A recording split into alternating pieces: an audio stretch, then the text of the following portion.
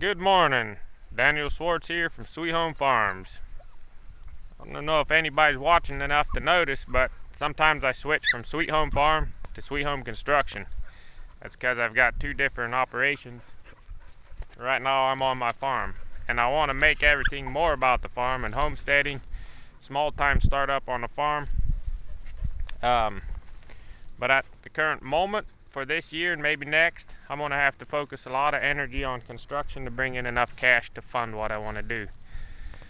So this is one way that I utilize more space on my farm here. This horse is staked out in the side ditch to knock down the weeds and eat the available grass, because this ends up to be quite a bit of square footage here in the side ditch, because it's 30 foot from fence to road. Get used to this. From fence to road is 30 foot by the length of this is 1/8 of a mile. So that ends up being a lot of grass, and I keep my fence way back because I could put my fence just right there, 10 foot from the edge of the road. But I did that in the past, and I was always fixing the fence. Every year, major repairs, busted posts, bent over posts, because this section of the road drifts extremely bad. And if you get a bad snow year with compacted, crusty snow, when the snowplow comes through, they're knocking back shelves of crusted snow that sometimes are, 30 foot by 100 or 60 feet. And they're just smashed my fence. So I learned over the years, it's easier just to stake a horse or a cow out in the side ditch and use that grass, and not have the expense and time of fixing fence. You'd go 3 years without having to fix anything, and then 1 year 40 posts broke off at the ground level. So that's one thing. If you're going to be small time farming or homesteading, you need to, and you can't buy a whole lot of land, you need to utilize every little piece of it that you can. And it is a little more work for me to come out here every morning and move the stud, but it's what I do on my way to work when I leave the house. Usually I don't usually walk down here except on weekends. Work mornings, I just leave the house 15 minutes early, and I move them. And some evenings I take the rope and I tie the horse. I hold the lead rope outside the door and lead him up to water, so it's not a whole lot of extra work. It's work I'd have to do with him anyways, because he's a stallion. I don't usually have him running loose with my mares and my geldings. He can just cause a lot of problems. So he's a horse that I have to handle daily anyway, so might as well use up the side ditch. But this morning I want to talk a little bit about, if this is a homesteading channel, why am I posting so many videos of working on construction and houses and things like that? And the thing is it's connected. If it wasn't for my construction business and what I do there, that's what funds everything till I get started. You got to have a start somewhere. On the farm, I haven't figured out a way yet to make enough income for my family and I to actually live off of that. Could we? We probably could. But I don't want to be wearing rabbit fur underwear and eating leaves because we're starving, because that's what would happen for me, because I have not yet figured out a good enough way to make enough income. So at the moment, the homestead, it's a way of life. It's a lifestyle for us. I had figured out some profit-based, that's a dumb way to put it. It should all be profit-based. I had figured out some small enterprises that were making a profit. So the one thing that I had that was probably the biggest profit income stream was the beef cattle. And I never topped 11 cows, but I was making a decent profit per cow. But it was little more intensive management. When I say intensive management, I don't really necessarily mean it was more work. I think it's less work, because by intensive management, I just move them around. I have smaller paddocks. You know, when you see that something is grazed too short, you move them. You keep an eye on things. I rarely ever have to help them calve with the animals that I have.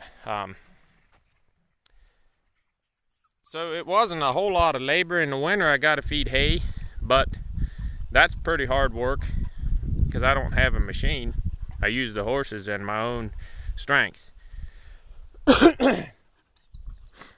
But I figured out ways. I dug some where there were some wet spots. I dug out the muck that was sitting on top of the clay and ended up with like a 1/4 acre, maybe not even, 1/10 of an acre. They were pretty small, but they often held water until the dry seasons of the year. If you had a wet year, they'd have water year round, but it would be like a 10-inch layer of water over muck, and I know that muck was 4 or 5 feet deep in places because I had in the past, I rode my horses everywhere just to try it out when I was younger, and had rode my stud down in that one spot, and if it was the right time of year, you could gallop across it. But I went through there in the spring, and he sunk up to his belly, and he was walling around. I had to dive off of him and trying to scramble away from him so he don't jump on top of me. I knew how deep it was, so I rented some machines. I dug out the good black mucky silt on top of that clay. Once I got down to that clay, and the skid steer I had could hardly penetrate it. I spread out that real good stuff out over my field, just with the back blading with the skid steer. And then I had a water hole that never got less. No, even last year we had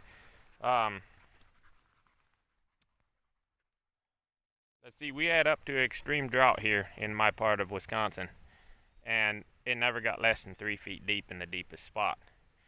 So I turned it into something that I can utilize year round with the cows.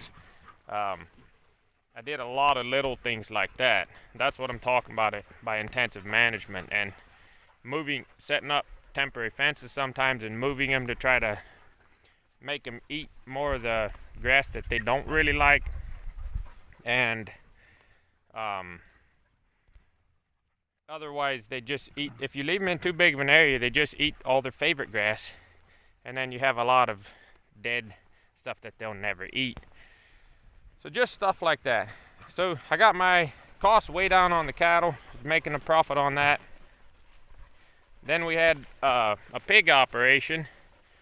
I had some good sows, and this is small. I'm talking like 3 sows, you know, but 3 sows were pumping out upwards of 10 live piggies there at the peak.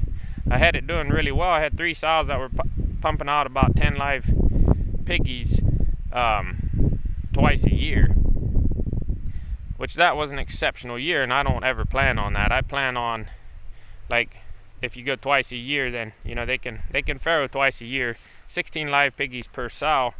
Those sows with the boar cost included amongst, I divided the cost of raising the boar amongst the 3 sows. It was only that year, it was only costing me $800 a sow to feed her and house her, and at 16 piggies at $85 a pop average. So I was making a nice little profit. Plus I always had, my main goal though is always to have good quality food for myself and my family. So the pig operation, we made sure we got ours first before we sold anything. I would raise up butchers. We would butcher old sows. So that was cruising along, and I was looking to expand. But I'll back up just a step and talk a little bit about what our main profit was on the farm here.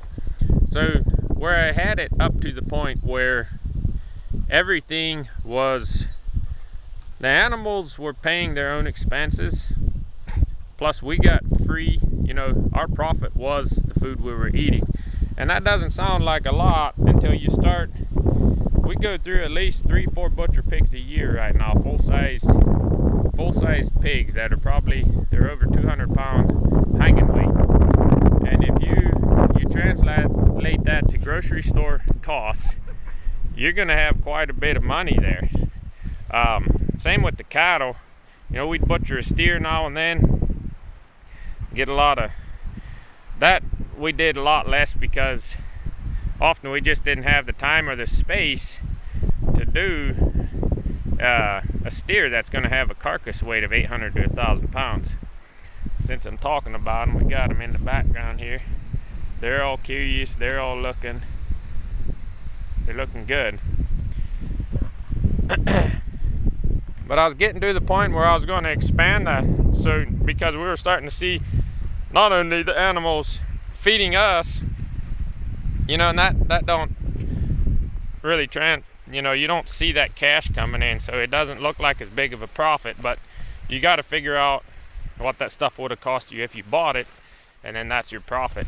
But beyond that, we were starting to bring in a little bitty profit on each enterprise because I had systems in place that were working really well. And then with the hogs, had a bad thunderstorm, and these pigs were out on open pasture, and they were all laying around a steel fence post, and had a bolt of lightning hit there, killed the boar, 2 sows, and scared the crap out of the 3rd sow. I don't know how, if she might have been up at the feed trough or somewhere else when that lightning bolt struck, but I had them in a very small pen, and it's amazing that, you know, 3 of them got killed and 1 lived. But you can't plan for lightning strikes. But I reckon I'm out of time for this video, and I'm going to start another one.